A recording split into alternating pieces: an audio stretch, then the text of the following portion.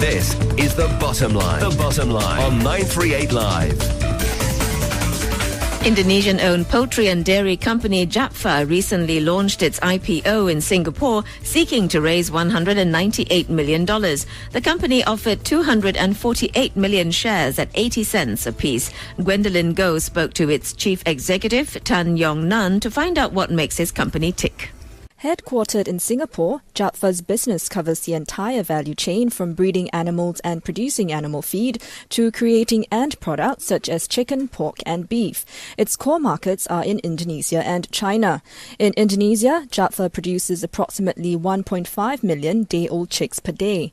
But Mr. Tan says that although chicken is the cheapest and biggest source of protein in Indonesia, findings have revealed that Indonesians consume an average of 9 kilograms of chicken per person per year, compared to Malaysians' consumption of 40 kilograms per person per year.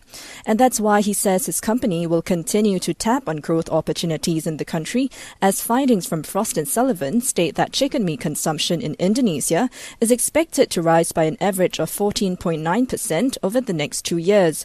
Being one of the two largest poultry and poultry feed players in Indonesia, Mr. Tan says that the potential rising cost of raw materials used to make its poultry feed from a depreciating rupiah will not affect the company. And that's because Japfa passes on added costs. The key part of our business is in feeding. The margins and the profit is going to come from feed. And feed is a very interesting business whereby you have the ability to pass on the cost. So you work on a cost-pass methodology.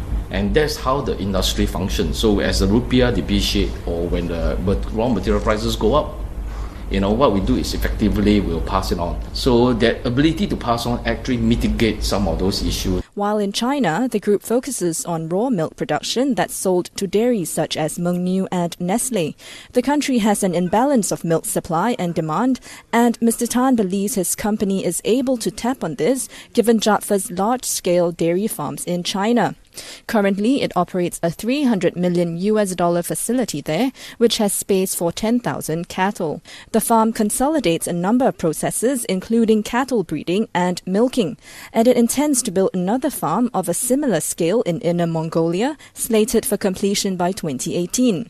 But clearly, there are a lot of other opportunities, be it the pork business in Vietnam or with the opening of Myanmar. That's again a very exciting opportunity for us. We have been there for a long time as well.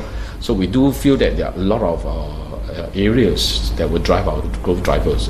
Notwithstanding, Mr. Tan expects challenges in the path ahead. Everywhere you go, there are challenges. And it's a management job to how to overcome them. And in fact, my fear is that actually, to double what we do to continue to grow is not easy. A lot of executions.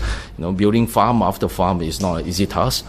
Finding land in a lot of areas in the country is never easy. And finding the people is also not easy. So I clearly believe that outlook is positive. There are a lot of hungry mouths that we need to feed in Asia.